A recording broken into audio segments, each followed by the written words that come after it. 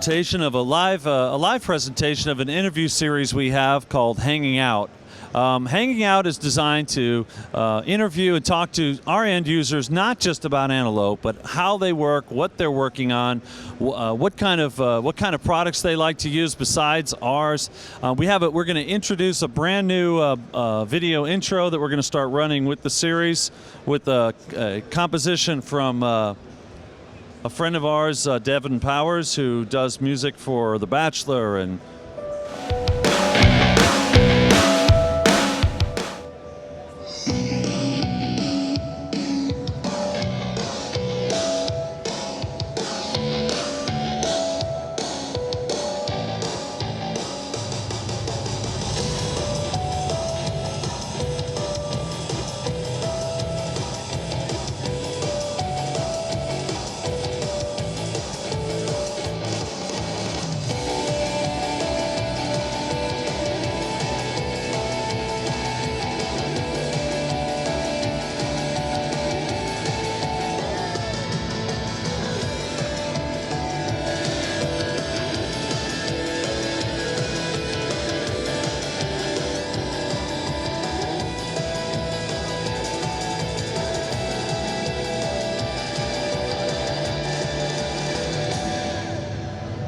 we are broadcasting on Sonic Scoop live on the web and the Antelope Audio YouTube channel. I want to thank Sonic Scoop for their support of today and tomorrow with Michael Brower, Sunday with Igor Levin. Ladies and gentlemen, I want to introduce to you one of our good friends and one of the best mixing engineers ever, Jimmy Douglas. Hello. Thank you very much. That was very impressive. Well, thank you. We try. So, Jimmy started using our clocks several years ago. We sort of kept up with each other for years. And then last year, I went over to Timberland's studio and set up a group of clocks, and we sort of maxed them out, Antelope Max, and we put the clips. So, Jimmy, you mixed the Justin Timberlake record using that gear and a bunch of other stuff. And that's one of the first things I want to ask you about is what was that like? And then talk about some of the other stuff you did on the record that you're willing to divulge with our audience today. But yeah, how did that all? What impact did that have on the record for you? That had the impact on that for the record for me was like tremendous, outstanding, and I think it yielded a product that sounds, I think, a little bit different than most. It sounds kind of creamy, very warm. It sounds very now, very spacious, very open, but yet it sounds very then. So the sounds they're not, that digital harsh that you get. And for a fact, I know that the chain that we used, the two clocks, and then the converter made a big, big difference, totally. And the converter we're talking about is the Eclipse. Jimmy just loves the sound of that. The clocks we're talking about are an OCX, a Trinity, and a 10M. We stumbled across something just doing some experimentations and listening to the different clock combinations.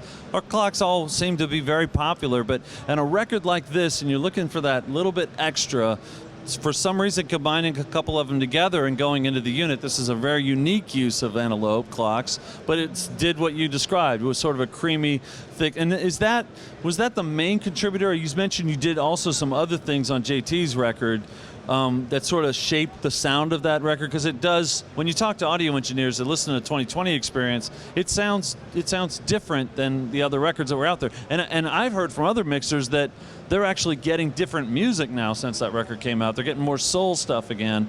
Is that a fair description?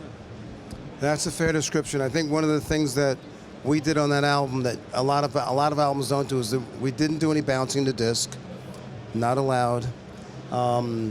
We would go out of, we used the console, so we kind of cheated in that respect too.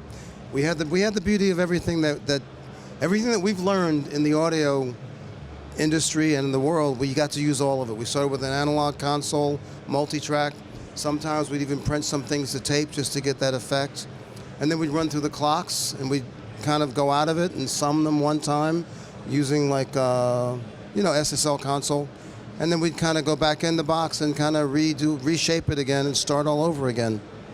One of the things we talk about with our setup here is the hybrid recording system, which is like some new catchphrase. But this is how you've worked ever since I've known you. You've used plugins when they're right. You use hardware when they're right. How do you take all that? I mean, maybe you were ahead of the game there, but how do you feel that hybrid system? Like what plugins do you like to use, or how do you like to use those? And when is hardware right? How do you differentiate? Well, for me, if I could, I would use analog stuff every day. It's just that it's very tough to recall, and people are working a lot faster than that. And a lot of the plugins, most of the plugins are starting to, they did a good job of emulating the sound of them. So you kind of don't miss out on a lot of the distortion that you get through the analog plugins. And you don't miss out on a lot of the variation you get from a physical gear. That's the element that kind of is taken out of it. But I do think the one thing, the analog versus the digital, when the digital has that modern fire, that modern presence in your face that you don't kind of get with analog, but at the same time, there's that warm bottom and that kind of, I guess it's sort of a distortion factor in the bottom that gives it this nice silky cloak that, I don't know, I like it. When we visited last time, you talked a little bit about how when you were coming up, you didn't have a lot of time to spend on things. You had to track things, you had to get them done quickly, and that shaped your approach to mixing, just running on instinct. And maybe you're more in tune with some of that quick decision-making instinct. Can you talk a little bit about that and how you work?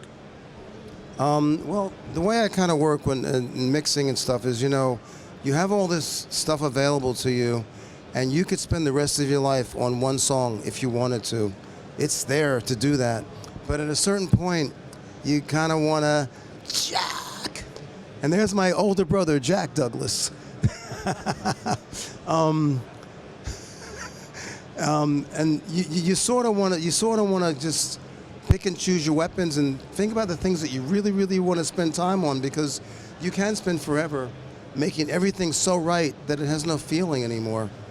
And that, to me, is the danger that one gets with all this amazing automated stuff. Sure, everything is right. I will tell you a story, actually. I really do go back to the days of non-automation and the first SSLs and blah, blah, blah. And the first time that I actually made a mix, it was a Billy Cobham record, actually. I remember this. I made the mix with an SSL automation, which in that time was a lot of automation. I spent all night doing it. And when I got done, I literally sat back and I listened to the mix. And when I was done, I listened to the mix. Everything was so perfect. It had no feeling. And I wasn't used to that feeling. Now, taking that same analogy and going into the future, I'll say the same thing about plugins and ba-da-da-da and getting everything so perfect. A lot of times what we don't realize is the thing that attracts us to many, many things is the imperfections. You can have perfect color, perfect squares, but it'll be that little piece of thing in the corner that just catches your eye and makes it different. And I don't know, I try to find that all the time. And so obviously that's some of the tube gear used, some of that. Can you talk a little bit about what's in your arsenal?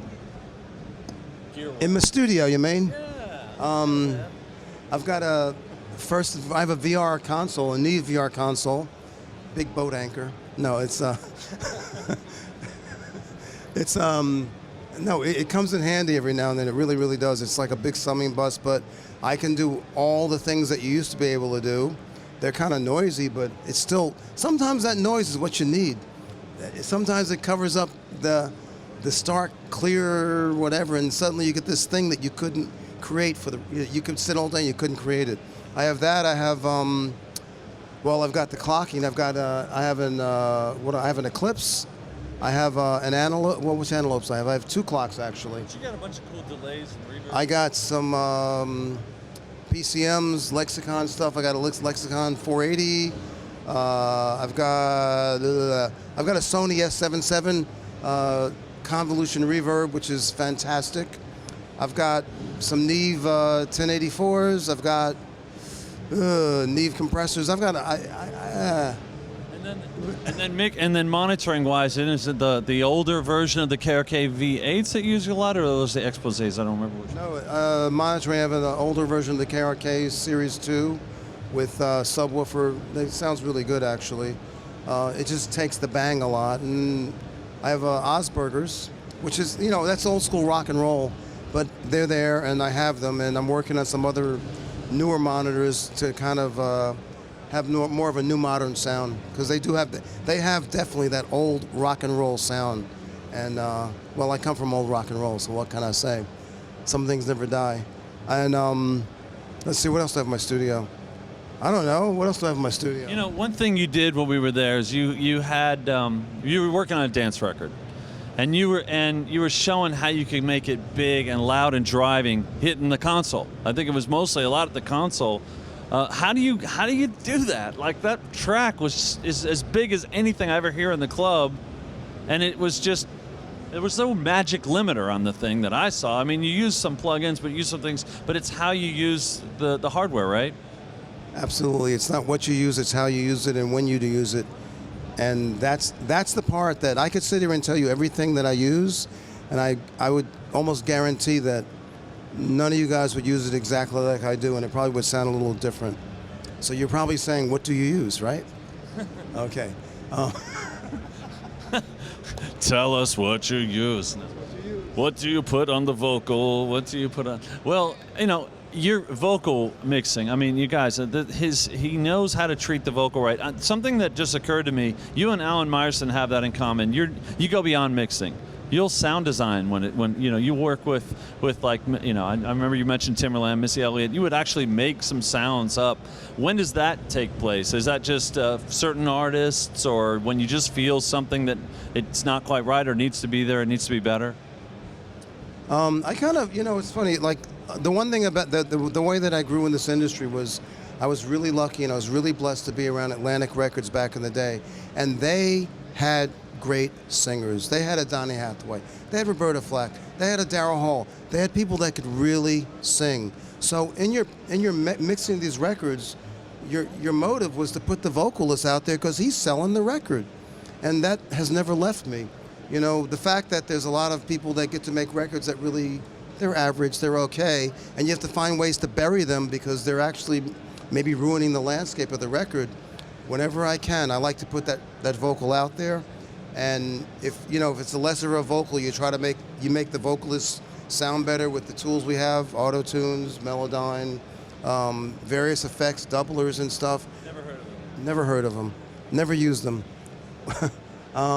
But that's the thing, you know, when you get that chance to work with even musicians. I've worked with great musicians. You get a great bass player, you don't bury the bass, you don't color the bass, you let the bass player do the work.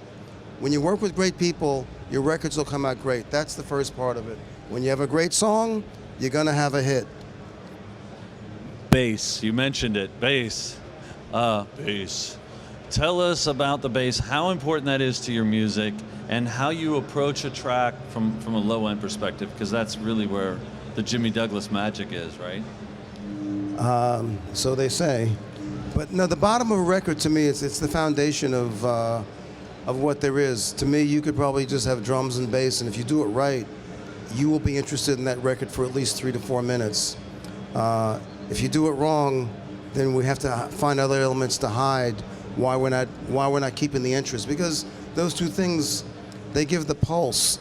And you know, really, if you think about communicating and just making music, everybody just want, like when you're babies, you just want to move. You wanted somebody to rock you, it's the same thing. You just want that bottom to just make you feel like this. So as long as that's going on, you're cool, you know? Hey mom, bring me a bottle while whatever it's supposed to be. Tell us how it is in the studio. What's it like working with Timberland, Missy, JT? What kind of dynamic is that? Any fun stories that you're able to share? It's a horrible experience. You don't ever want to do it, okay?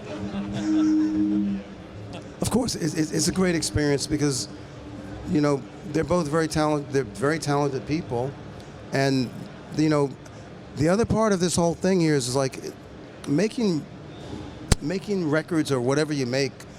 I don't know, jingles. It doesn't matter what you're making. The whole process is about having fresh ideas on a daily basis. You come to the room and you sit there, and whatever's thrown in front of you, whatever's thrown in front of you, you want to have the ability to have a different spin on it for the day. Do something different. Do something interesting. Do something that, I mean, if that's what's called for. If somebody wants exactly what's there, then you do exactly what's there and you let it be. If it makes them happy, makes me happy. But on any given day, I don't think I think that way. I'm always thinking about something that I can do to make a difference, something to make it different, something to make it stand out. And that's really pretty much all there is to it, you know? So a guy like Timberland, he doesn't think normally. I don't know what he thinks about. He thinks about crazy stuff, and it comes out in his records. He makes records. You listen, you go, what was he thinking about? And it's like, right, we don't know what he was thinking about, but it's inside of his product. You listen to a JT, the guy's talented as hell. And you know, working with him is a pleasure because whatever he wants to do, you can kind of come back and one up him, and he'll come back and one up you, and you do that all day long. And that is the beauty of you know what you described, of working with people that are talented. It's a rewarding experience. And you were mentioning not just the talented artists, singers, but JT, for example, all the instruments, all real horns, real good, you know, lots of musicians that were on that project. Talk a little bit about that.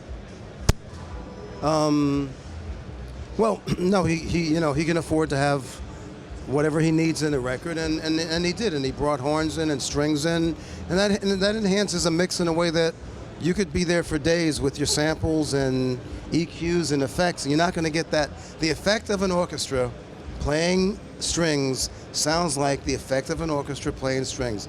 I don't care how long you work at it.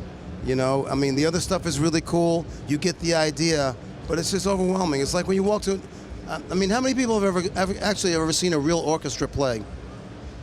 And when you walk in, what does it sound like? It sounds like nothing else that sounds like. It takes its own dynamics, its own space.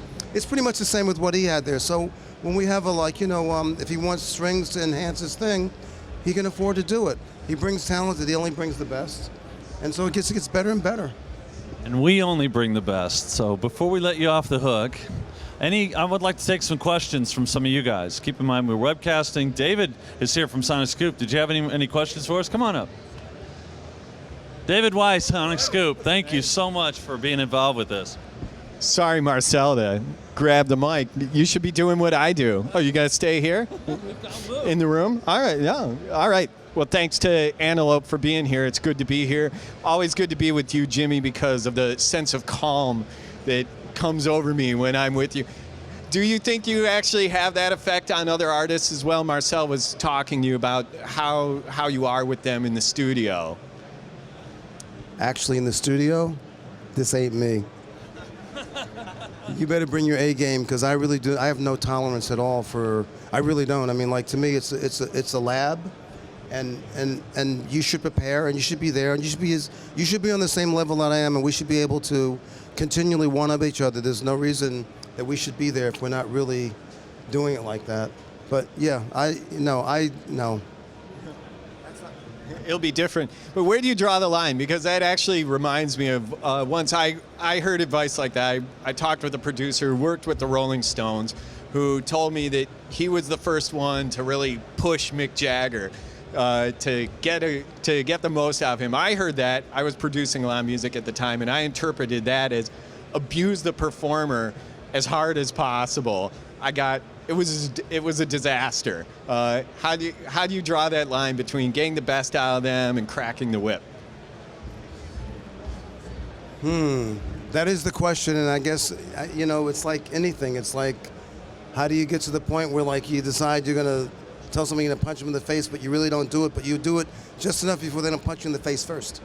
Like, how do you do that? I don't know. It's just, you have to have the instinct to know this person wants to be pushed, this person doesn't want to be pushed. No, it's an in the moment thing, I would think. Exactly. Jimmy, at Sonic Scoop we cover a lot of studios. You've been to a lot of studios. What are some in your all-time list? Either still open, not open. If you could snap your fingers and be recording with some of your top clients, where's some different places you'd love to work in? Well, first and foremost, that would be Atlantic Studios, because I grew up there, and there's never going to be another room that was exactly like that. But I do like Larrabee. That was really cool. That was a really good experience. In Manhattan, Jungle City's pretty cool. That's a freaking cool joint. That's pretty much, a lot of the big studios have kind of found their way to be gone, and now there's a lot of bedrooms, I guess, and living rooms that we record out of, and I got one of those too. But you know, that's pretty much, you know, it's pretty much, I guess, it. I don't know. If you could build a studio anywhere, like even on the moon, where would you put it? Well, I've got a studio now in Miami, but if I could transport that studio and put it anywhere, I think I'd put it in New York City. New York City being my home. I wouldn't move it to LA because there's enough studios in LA, and I think that's where I'd put it. It's always an inspirational place for me here too. I totally agree. I think whenever anyone's watching something like this, seeing someone of your stature here, the real question they've got at the bottom is, how can I be you? How can I have a decades-long track record of success, and beyond that, just be able to keep working? What's your advice to engineers of all levels, producers who are watching now and want to know how to have a sustainable career? So the answer to that one is, for me, is a pretty simple answer, which is stop trying to be me, and basically be yourself and do what you do and do it the best you can ever do. Because if you do that, that's all anybody can ever ask of you. And when that moment comes that you run into somebody that might be able to put you in the place you want to be, you'll be ready instead of trying to figure out who they want you to be. Because let's face it, they can find 1,000 who they want to be, but there's only one of every one of you out here, and that's really the answer. I didn't start out trying to be this. I just started out having a job and trying to get my paycheck every week, and and I got lucky enough to be around people that were talented, that they would share with me and I'd share with them. And as time went on, it seems I collected a lot of experiences that gave me an experience to give out, but never once did I sit and go, I want to be great. I'm not even close, but I'm just saying, I never thought about what I was going to be. I just thought about, this is what I am today and the best I can do. Wow. Well said. All right, we're almost done. We're going to get to the Barbara Walters portion of the program now. Jimmy, if you could record any person, living or dead, that ever was, spend some studio time with them, who would that be? Barbara Walters. I guess the only person I really didn't get to work with, which I really do regret, was Jimmy. And that's Eddie Kramer's thing, but you know, that's the one person I didn't get to work with that got to make music that I'm like, damn, that's the one that got away. I gotcha. All right, Jimmy, it's always a pleasure, always a privilege to see you, talk to you. Visit this webcast early, often at sonicscoop.com. The page will always be up. Thanks to Antelope Audio for having us here. Marcel, thank you. Did you want to jump back in? Real quick, I want to take some of your questions. Did anyone have any questions for Jimmy? Nobody. Everyone's afraid. Come on, don't be afraid. Give us your questions. What's your name? Andrew. Yes. Andrew, how you doing? Thanks for coming. Yes. My question is, you were talking about working to the point of perfection, but then you have lost that sense of feeling in that work that you have done. What is that line? Where can you? What line is it? I'm very curious about that. Thanks, Andrew. It's funny, there's a lot of questions you can always ask, but whenever I heard that same question before, when is it? When is? The when is the part that makes you you. That's your decision when you decide to do it, and I can't tell you when that is. I'm just saying it's always different for everybody. But I can tell you many times I'm making a mix, and I can see myself start to turn left, and I go, just stop. Because if I do this, it'll be another 3 days, and it's not going to sound right. And so I don't know when that's the individual answer. Next question? Sure. Name? Spaceman. This is Spaceman. Spaceman, come on over here. Get on the video. Okay. Yes. Question for you, Jimmy. In your experience in life and hearing a little bit of everything, all genres, 360 degrees of the music, as we're approaching coming out of 2013 and going into 2014, where do you see the music going in context to what everybody having access to all these equipment and stuff, and where's it going? Is it going back to the music per se? Is it continuing the pathway it's gone from instant music? I mean, where do you see it going? Technology as tools or chains? Tools or change? Chaining us? Are they chaining us down? Are we trapped to the technology, or are we in control? I think we have so long lost control behind us. It's unbelievable. Where it's going, if I knew that, wouldn't be sitting here. I'd buy stock. But no, very seriously, it seems to me the way that from everything I've seen and so forth, we all believe we want to go back to music, and I want it as bad as anybody else. But technology keeps saying why, and music has become so disposable. I mean, I could have the same conversation maybe 25 years ago, and only half of you people, maybe 1/4 of you people here, could do what I could do and make anything that's close to being competitive. And I would guarantee, I would bet, just betting, probably about half of you right now can do close to what I do. Some of you don't know you can, but you can. You have the same tools I have, which wasn't the case 25 years ago. So with those tools, you can do what I do. You can know what I know. It's just the confidence level. One of the things I also say as well is, for me, they're giving me stuff that somebody's going to promote. And that's really the honest truth. Whether it's better than the piece that you made, whether your record's better than mine, it doesn't matter, because somebody's going to promote my record, and I'm going to end up winning, and you're going to believe that your record wasn't as good as mine, and that's not necessarily true. So when you say, where is it going? I think that the sales of music and the disposability of music has made, I'd love to say we should sit around, because we've made music before, we're players and stuff. I'd love to say it makes a difference, but the guys selling it they make sure it doesn't make a difference. That's not what you asked me, but that's where I went. Sorry. Any other questions? I want to focus on you guys. This is all about you. I'm so glad you all are here, and I want to hear what you guys have and want to know from Jimmy. So, Joey? Yeah, thanks. Hey, yeah, I'm just curious, is there anything you do when you're approaching like a new record to get in like the right frame of mind? Does it change from artist to artist? Are you always Jimmy, or do you kind of say, this artist is a little left of center, I'm gonna adapt to him a little bit? Actually, okay. I understand the question the way he. Well, if it's like he said, pretty much, I like to believe, in my heart of hearts, it's not always totally true, but I like to believe, whether I'm doing your record or whether I'm doing Justin's record or his record, I like to believe I approach the record exactly the same way. I don't believe that you have, and of course, I do approach it differently, because there's different pressures that come, and there's not five. If I'm doing your record, I don't have 10 people going, now when you mix this record, and it's like, as opposed to, but I like to believe I walk in the studio, put your stuff on, and I treat it the same way I would treat a Justin record. And that's the only way I know how to approach it. Great answer too. Any other questions? Right back here. What's your name? Mike? Here you go, Mike. Hi.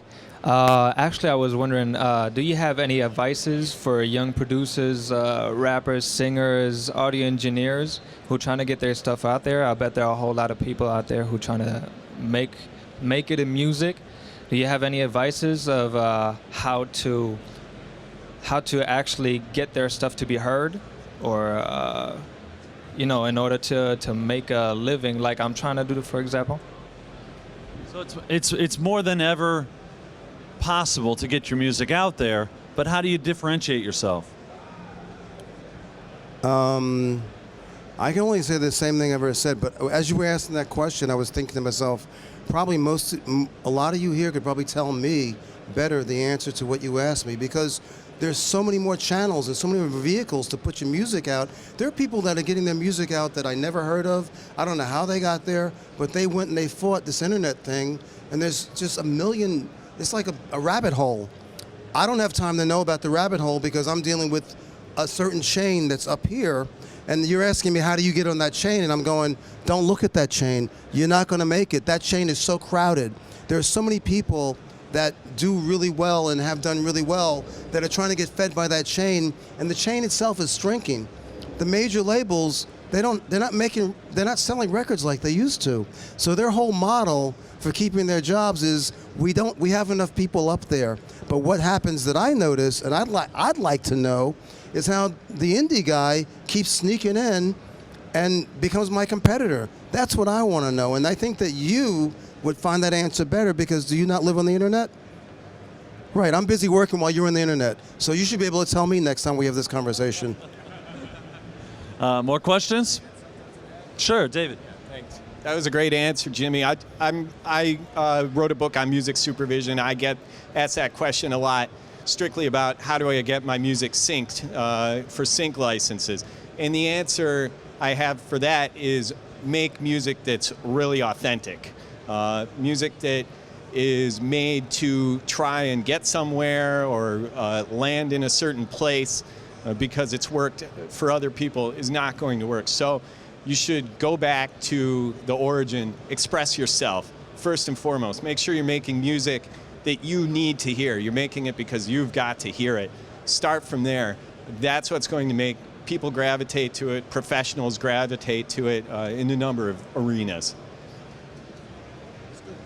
So I want to thank. We got a couple quick questions. We promised some time to meet and greet, and we're almost there. So a couple quick questions, sir. Jude. Yes. Oh, sorry.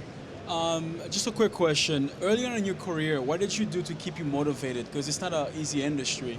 What were some things that you did that that you use or utilize? What are some tools or books you read that keep you?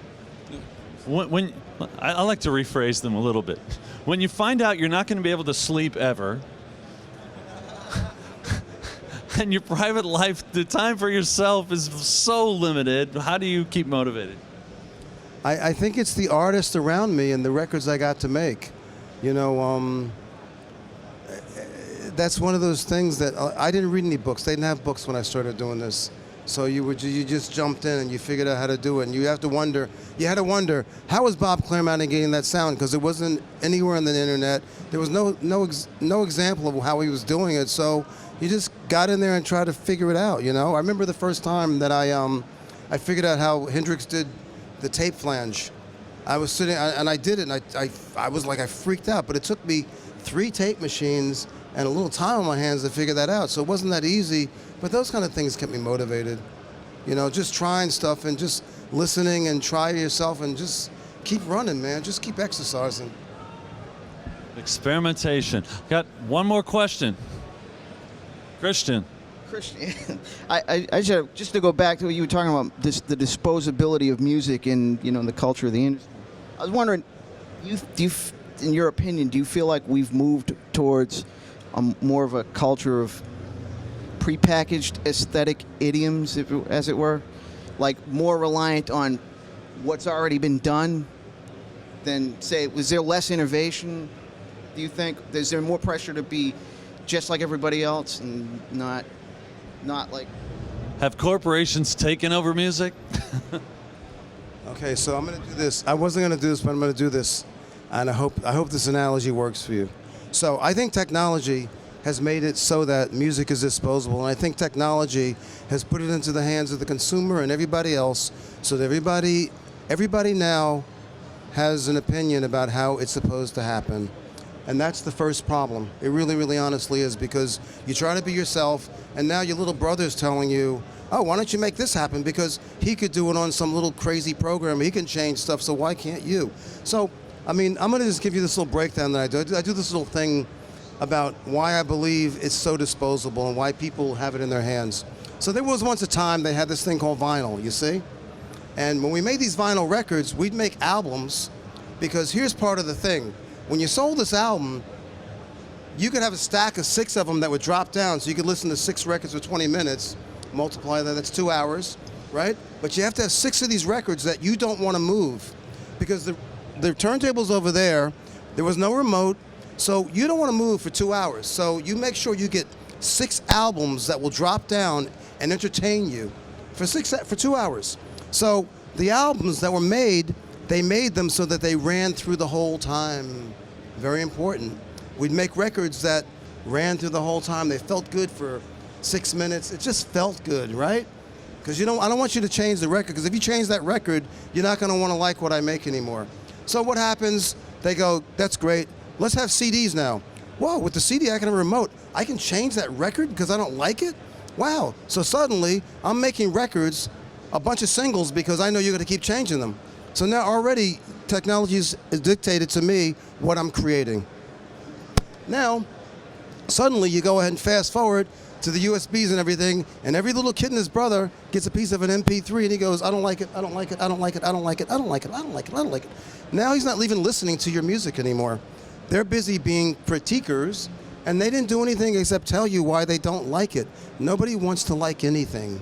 And that's a silly, it's a statement, but that's, you ask me where I think it's going, that unfortunately is what it is. And so do not put me in a position where I'm making money at it, because I will tell you to change it. And if you don't want to change it, he can change it from me, or he can change it from me. So I really don't even need you, actually. And that's kind of what it's turned into. No problem. I can do that anytime, by the way. Oh, I need one more question now. I got to get back up. Lift me up, somebody. Okay, let's go. This should be real simple. 4 years in the industry, 40 years. Who's your favorite engineer? And who's your favorite producers? There's an up.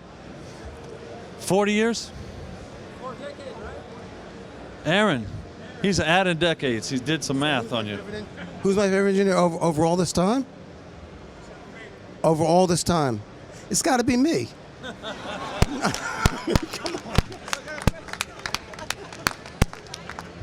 You're my favorite too. Thanks, brother. Thank you, guys. Thanks for coming out. Keep up with the Hanging Out series online. We got lots more. We got Michael Brower tomorrow. We got many more coming in the next few weeks. Feel free to come up and say hello. Please kind of form a line, and don't disrupt the rows too much, but kind of form a line to say hello to Jimmy if you have any personal questions or want to just say hello. Hopefully get a picture. Thank you again. Really appreciate you being here. That was great. Unbelievable. You didn't get to talk too much.